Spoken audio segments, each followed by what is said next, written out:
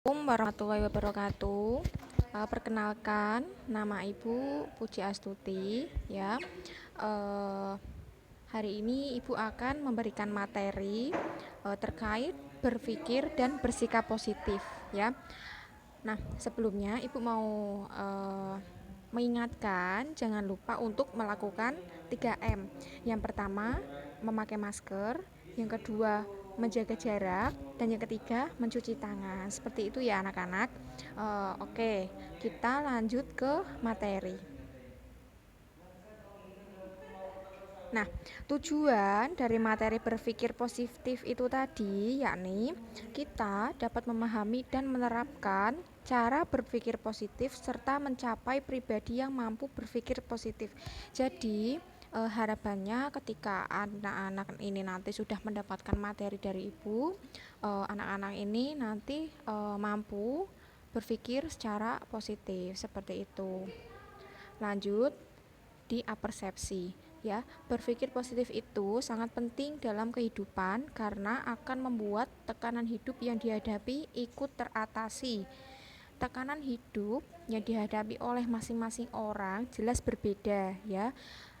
Maka tekanan hidup yang terus ada jika tidak dihadapi dengan berpikir positif, maka kemungkinan besar kita akan mengalami stres dalam menghadapi kehidupan. Nah, ketika anak-anak ini nanti menghadapi sebuah ujian, contoh ujian sekolah, ujian nasional seperti itu. Nah, ketika anak-anak ini memiliki sifat positif, berpositif thinking bahwa oh, aku pasti bisa.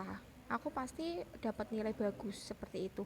Nah, itu akan membuat anak-anak terhindar dari yang namanya itu. Lanjut, kenapa sih berpikir positif itu penting? Ya, karena dalam menghadapi kehidupan sering yang namanya ada tantangan dan masalah. Dan sebaiknya kita tetap tabah dan berpikir positif dari ujian yang ada.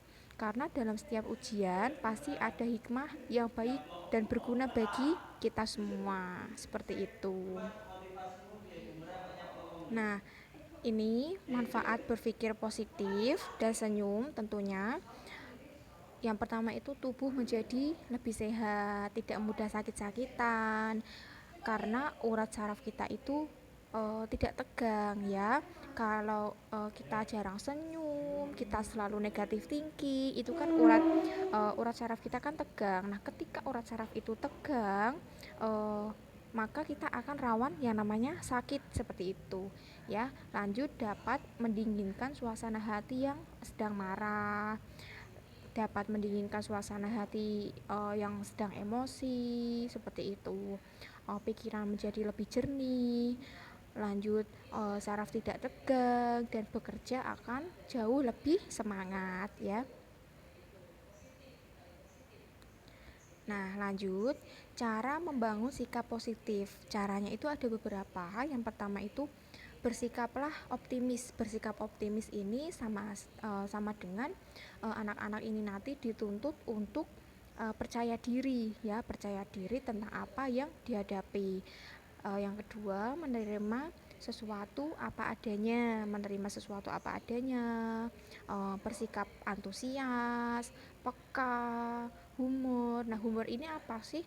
Nah, humor ini berarti uh, ketika menjalani kehidupan itu diselingi dengan yang namanya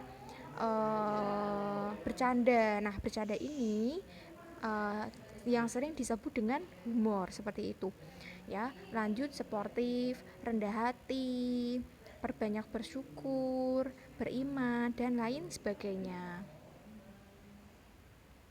Nah, jika anak-anak ini ingin sukses ya, maka langkah pertama itu satu, berpikirlah positif ya, berpikir positif. Jangan sekali-kali berpikiran negatif ya, buang jauh-jauh hal-hal negatif, juga kalimat-kalimat negatif dari pikiran anak-anak seperti itu ya. Jangan jangan pernah ada kalimat seperti ini, pasti saya gagal, kan belum pernah melakukan, kami nggak sanggup melakukannya. saya belum siap melakukannya, itu bukan tanggung jawab saya dan sebagainya. Karena apa? Karena eh, apa yang kita pikirkan itu sebagai magnet, maka hal yang dapat dipetik dari kita juga hal negatif. Begitupun sebaliknya, jika kita sering berpikir positif, maka hal yang akan kita petik juga hal yang positif pula, seperti itu. Contoh ketika menghadapi ujian sekolah, ya, ketika menghadapi ujian sekolah, sebelum menghadapi itu udah ada pemikiran, aku nggak bisa, pasti nanti nilaiku jelek, seperti itu. Nah, ketika sudah berpikir negatif seperti itu nanti hasil yang akan anak-anak terima ya hasil yang katakanlah jelek, seperti itu. Nah, untuk mengantisipasi itu semua, maka sebelum bertindak ataupun melakukan, pikirlah secara positif. Aku pasti bisa, nilai aku pasti baik, seperti itu ya. Nah, ini ada kisah bapak, anak, dan keledai. Nah, ibu bacakan. Suatu hari ada seorang bapak bersama anaknya dan seekor keledai. Tibalah mereka di kota A. Si anak naik keledai, bapaknya berjalan di sampingnya. Orang-orang berkata, dasar anak gak tahu diri, masa bapaknya disuruh jalan kaki? Ya, ketika tiba di kota B, gantinya sang bapak yang naik keledai. Anaknya jalan di sampingnya. Lalu ada orang kata, gimana sih tuh bapak, masa anaknya dibiarkan jalan kaki? Nah, lanjut, tiba di kota C. Mereka berdua menaiki keledainya bersama-sama. Orang-orang yang tinggal di kota C itu melihat dan berkata, dasar anak dan bapak tidak punya perasaan, masa keledai dinaikin berdua sih, ya. Lanjut, akhirnya si bapak dan anak itu tiba di kota D. Mereka berjalan kaki sambil memegang tali keledai, dan tetap saja ada orang yang berkata, hah, bapak dan anak yang bodohnya keledai tidak digunakan sama sekali. Nah, pada saat itu akhirnya saat melintasi kota E dengan menggotong keledai tersebut, orang-orang yang berpapasan heran penuh dengan tanda tanya, dan mereka berkomentar, dasar gila, dunia terbalik, keledai masak di apa? Keledai masak di itu sih digotong kayak gitu kan. Nah, apa yang dapat anak-anak ambil dari kisah ini, ya? Kita simak. Nah, pesan moral dari kisah tadi bahwa mulailah dengan hal yang jujur, bertanggung jawab, serta membuktikan bahwa kita itu dapat dipercaya. Betapa menyenangkan ketika kita tidak saling curiga. Betapa sakitnya harus tertuduh ketika kita tidak bisa menjaga kepercayaan orang lain.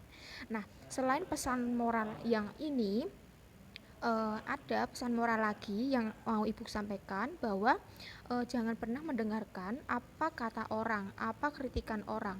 Karena apa? Karena sebaik apapun kita, ketika kita hidup di lingkungan masyarakat, pasti ada salah satu atau beberapa orang yang menghina, mengkritik, mencemooh apa yang kita lakukan. Nah, tugas kita yaitu satu, tetap optimis dengan apa yang kita kerjakan, seperti itu ya.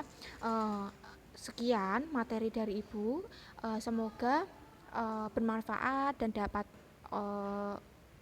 adik-adik terima ya. Sekian, wassalamualaikum warahmatullahi wabarakatuh.